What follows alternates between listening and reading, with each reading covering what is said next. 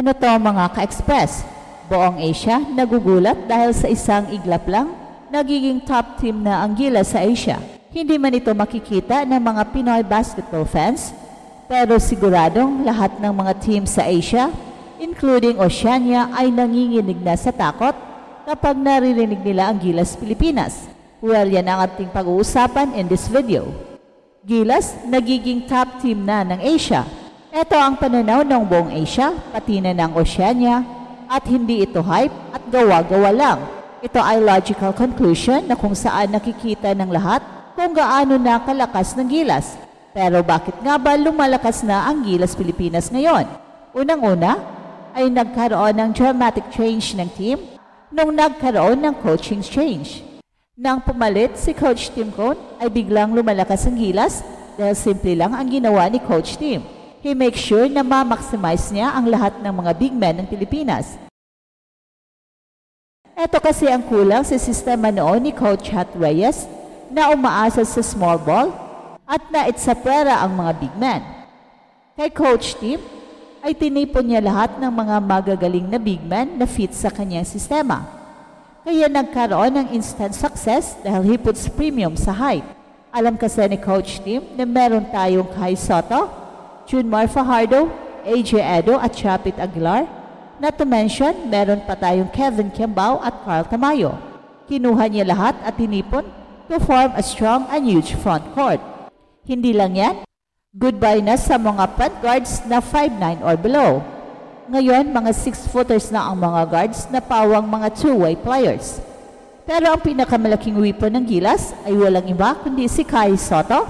In fact, sinabi mismo ni Coach Tim na kung maglalaro lang si Kai ay kaya nila kahit sino ang makakatapat. Ano to ka-express? Isang nakakagulat na balita na agad nag-trending sa buong Asia basketball scene. Sa isang iglap, nagulat ang buong Asia, pati na rin ang Oceania. Dahil tila biglang naging isa sa mga pinakakinatatakutang teams ang Gilas Pilipinas. Yes, tama ang narinig nyo. Ang Gilas na matagal-tagal na rin kinu-question, minamaliit at binabatikos ng sarili nating mga kababayan, ngayon ay unti-unti nang kinikilala bilang isa sa mga pinakamalalakas na basketball team sa buong kontinente. At kung hindi pa rin kayo maniniwala, panoorin niyo itong video hanggang dulo. Dahil dito sa Express Info, bawat kwento, ginulat ang mundo. I feel good. Express, ang tagumpay ng Gilas ngayon ay hindi hype. Hindi ito gawa-gawang illusion ng mga Pinoy fans sa sobrang loyal lang. At hindi rin ito pep talk lang para sa mga umaasa sa miracle. Ito ay resulta ng totoong pagbabago, isang makasaysayang transformation na nagbunga ng respeto mula sa buong Asia. Pero paano nga ba nangyari ito? Bakit biglang kinatatakutan na ang Gilas sa mga katapat natin? At bakit nga ba si Kai Soto lang ang sakalam? Magsimula tayo sa pinakamahalagang turning point, ang coaching change. Noong si Coach Hat Reyes pa ang humahawak sa Gilas, marami ang nadismaya sa direksyon ng team. Malabo ang sistema, kulang sa chemistry at higit sa lahat, tila hindi pinapakinabangan ang laki at taas ng mga Pinoy big men. Malinaw ang nakikita ng mga analyst, small ball system na hindi akma sa mga kalaban sa Asia, lalo na kapag kaharap mo ang mga malalaking bansa gaya ng China, Iran at Australia. Pero nang pumasok si Coach Tim Cone, nagbago ang lahat. Hindi siya basta nag-ayos lang ng plays, binago niya mismo ang kultura ng Gilas. Ang una niyang ginawa, pinalakas niya ang frontline. Dahil alam ni Coach Tim ang sekreto sa international success, height is might. Ka-express sa ilalim ng bagong sistema, pinagsama-sama ni Coach Tim ang pinakamalalakas at pinakamalalaking big men ng bansa. Nandiyan si Kai Soto, ang 7'3" wonder kid ng Pilipinas. Nandiyan rin si Junmar Fajardo, ang 8-time PBA MVP. Dagdag pa si AJ Edo at si Chapit Aguilar. At ang versatile forwards na sina Carl Tamayo at Kevin Kiambao. Well, hindi ito basta-bastang frontcourt, isa itong armada ng higante.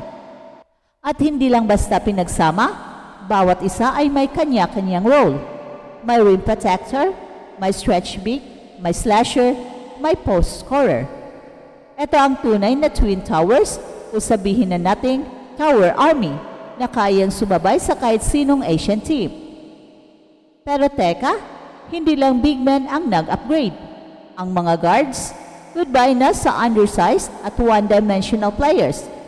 Pinalitan ni Coach Tim ang mga ito ng tunay na two-way guards na kayang magdala ng bola at dumipensa. Sila yung mga guards na may taas na 6 pataas, mga versatile at matatalino sa court. Di na ito yung gilas na laging natatalo sa press o nabubulabog sa matinding depensa ng kalaban. Pero syempre, ang pinakamatinding sandata ng gilas ngayon ay walang iba kundi si Kai Sotto. Ka-Express, hindi lang tayo ang nagsasabi niyan.